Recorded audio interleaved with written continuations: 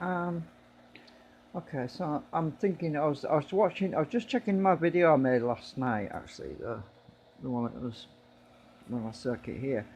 Um, Something that just hit me actually. I feel like an idiot. I'll explain this idiocracy situation because it just came to me and I realised some stupid thing that I overlooked. Um, my actual drive circuit, right? My drive circuit, which is that board down there with the blue LED on it, it actually works very well, extremely efficiently, because I'm only driving it at 290 milliamps. Um, Now, the original motor that I was using, which was a 12 volt DC to 24 volt DC motor, which used to sit in this slot, used to belt drive, used to drive everything. That motor used to draw about 1.2 amps to 1.5 amps. It varied according to the load factors and everything.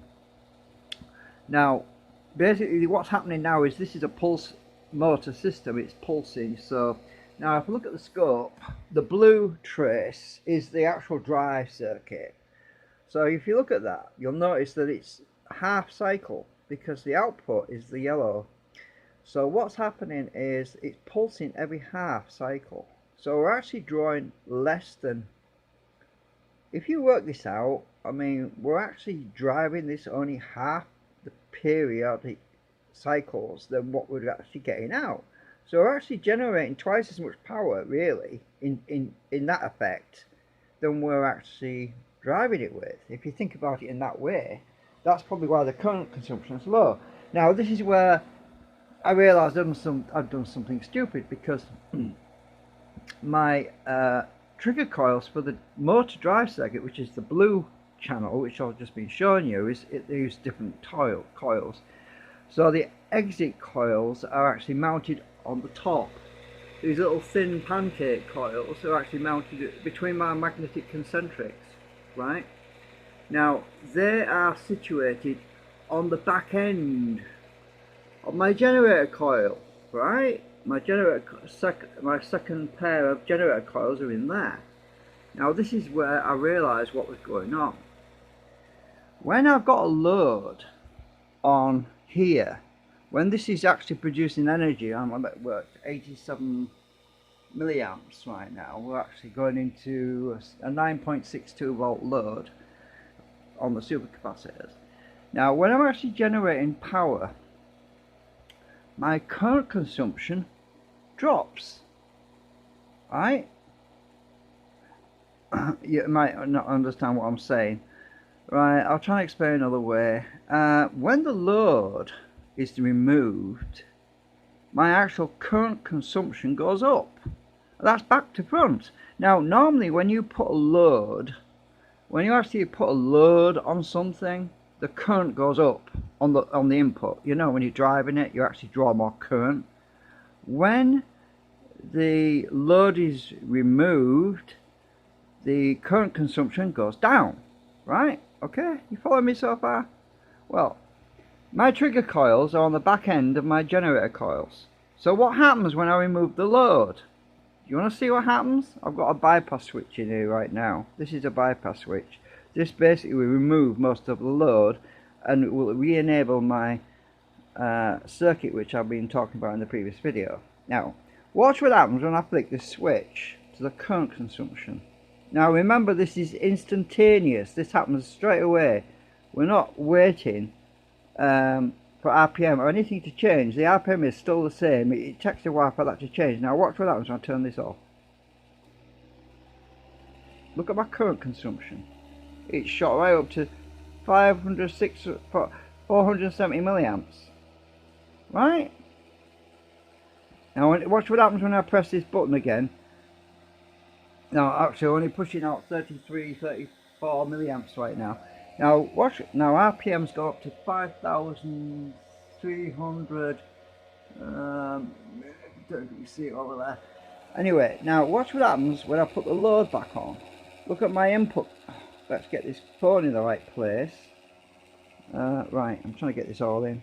When I put this switch down, watch what happens to the current, the input current. Right, you see that? It dropped right down to 160 milliamp per second. I'm thinking, what the heck? Yesterday, I've been doing this all the time. I never noticed. I never really figured it out. I thought it was something to do with the optimum speed when I was at a certain speed. I'm thinking, what the heck's going on here? You know, what the hell? I'm thinking, oh, my trigger coils are picking up interference or something from the other generator coils. Thinking, you know.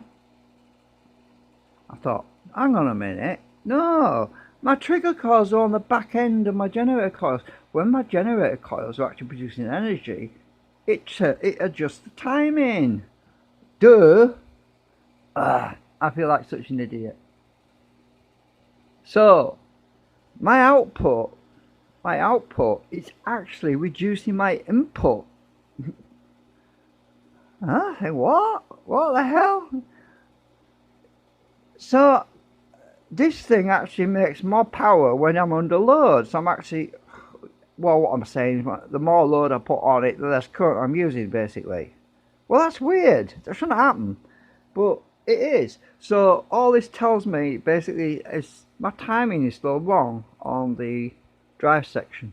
For the drive circuit, my timing must still be wrong, because if the current's going down when I've got a load on it, right, then the current should be still low. It should still be low even when there's no load on it, shouldn't it? So why is it going up when there's no load on it? Right? You get what I'm saying? So I'm going up the wall with this, I really am. So anyway, I'm working on this circuit at the moment. I'm going to get this board made at some point, and there's a lot more to do with delay lines. I mean, the previous circuit was this. I'll just get in there. Hang on. My previous delay line circuits. I'm just grabbing them here.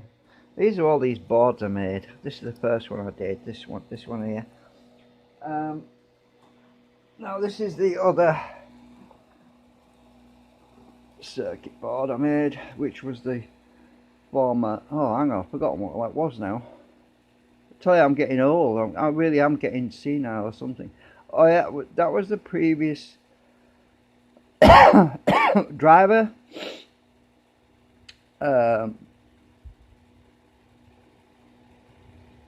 Hang on, for the MOSFET, was it? Hang on, shit. I tell you, I'm going daft. Where's the other socket? Oh, there's the socket down there. Right, I think that's the.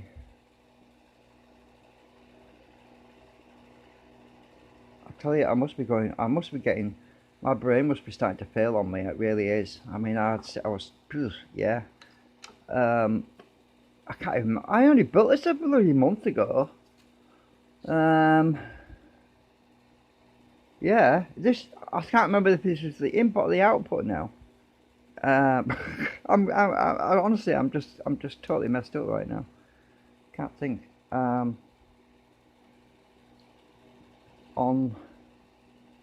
Oh, this is the precursor to. Oh yeah, this is the precursor to that one. Yeah, this one that's driving the motor. Just trying to get it organized. I've got these different circuits. I've got this for driving it, right, for driving the motor, and this thing's the delay line, which was on there before, which was up here, which basically the input fed in through these wires, and then it pulsed my exit coils through this triac down here, right? And this is a big toroid old delay line that I wound, which is adjustable. Actually, with it not being on the device now, you can probably, I don't know if you can see the coil, there's a toroid in there.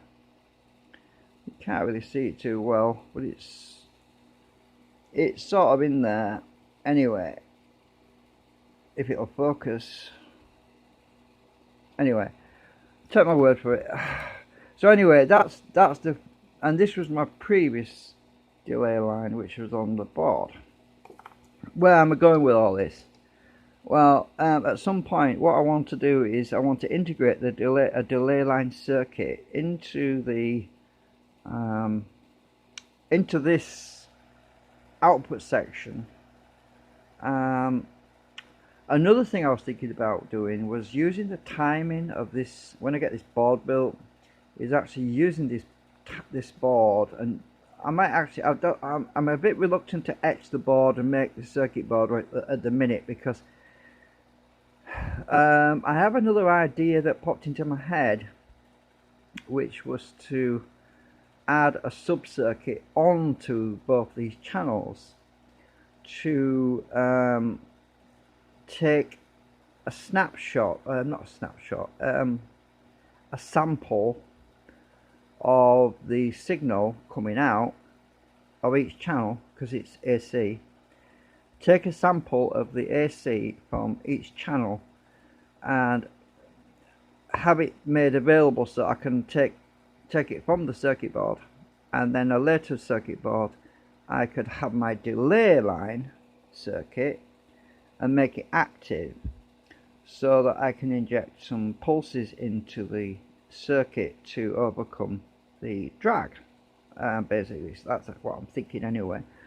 But I'm still thinking about all that, so it's a lot to think about. So I'm a bit hesitant about etching this circuit board right at this minute, or this week even, because I kind of want to. I don't want to etch the board and then think, oh shit, I wish I'd done that, I wish I'd done this, sort of thing, and it means making another board, so I'd rather wait a bit, you know what I mean? Anyway, it's kind of fun. But anyway, look at that, 290 milliamps right now. We're drawing 290 milliamps, 280 milliamps. And just to verify, I've got big capacitors on the input. These are just ordinary capacitors, not super capacitors. This is from the 1960s or something. This thing is on the input side, and this other capacitor strapped from the back is for the output side. And these filter out the pulses, you know, the spikes, so that we have a smooth DC coming out, so that I can get a good accurate current consumption reading. And it is 280 milliamps right now. We're at 14.8 volts. So I'm driving these drive cores at 14.8 volts at 280 milliamps, and I'm pushing out 85.5 milliamps right now, even though this circuit isn't even switched on, because I bypass it with this switch right now. So this circuit is not even running right now. I mean, it's inert unless I release the switch. But the circuit's definitely got its uses, because when I remove this switch, when I undo it, my RPM shoots right up to 5,000 RPM. My current drops by about, well, once the RPM picks up speed, I'm only losing something like 50 milliamps really. Let's just test that. Right, so I'll turn it off, which means my current will drop. Watch that. And it'll start picking up again, and my speed's going up.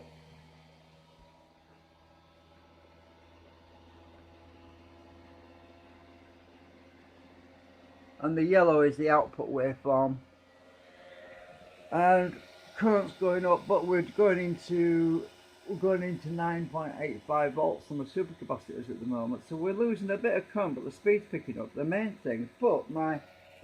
But that's why I was a bit annoyed about the input current going up, when I thought it's better to have it loaded down, you know, at the moment. So my input current's actually gone up right now. But we're up to 42 milliamps. But on a normal motor, if that was being driven by a normal motor, my current would have been going down, you see. That's why I built the circuit. So now it's at 42 milliamps. Now if I can get rid of this drag problem, you'll see the kind of current that this could deliver. Now if I bypass this circuit again, which is all tuned up, watch what the current goes up to.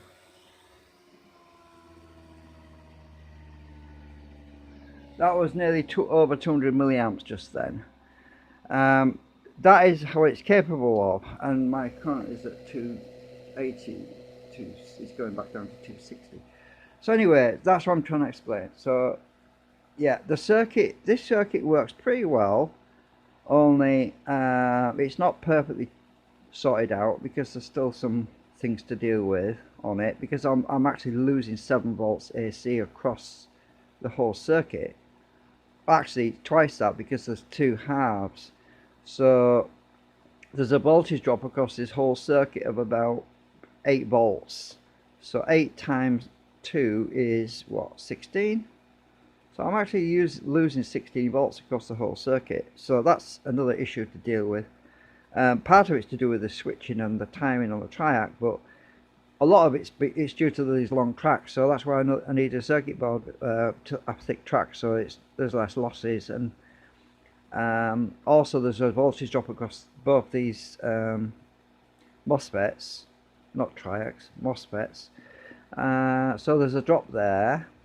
But the optos are working well. Oh, I changed the trimmer pots because I had a problem with those trimmer pots. That's what I was going to mention about earlier. The 2 trimmer pots I had in there before, they were 100Ks, and they were getting a bit iffy and glitchy when I got them near the end of the track. So I had to put some 2 10Ks in. So I've changed those to 10Ks, and it's a lot more stable now.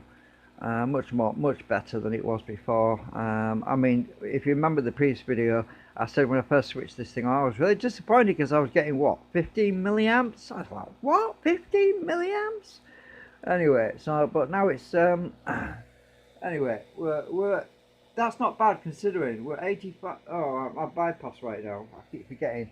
I've actually got the bypass switch on right now, but yeah, when I take this off, it's around. If I'm pushing into something like a 4-volt supercapacitor voltage, load, it will go up to 85 milliamps. But at the moment, we're going into a 9.9 volt. Hang on a minute. Excuse me a minute. I'm just moving across the room. We're at 9.9. Yeah, this supercapacitor is right now. It's just sorry about. Oh, I keep covering it up with my hand. Sorry about that. Well, I'm trying not to push buttons, you see, because every time I move this phone goes bonkers. So anyway, so there we are. That's where I am at the moment. Not much else to talk about. I've told everything I can think of right this minute. But the coils. There was nothing wrong with the timing. I moved the coils back from up there down here. The reason why the coils I had to move them up here was because of them flipping trimmer pots, the blue ones, which were down here, because they were glitching on me. I couldn't get the timing right. So when I put the 2 10K pots in, I could tune it right.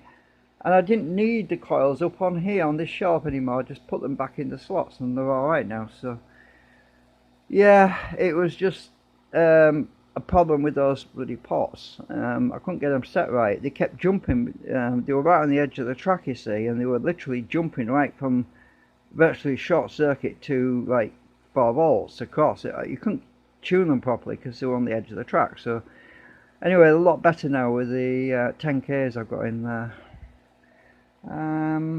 What else is there? That's it, I think. Thanks for watching, and have a nice Sunday.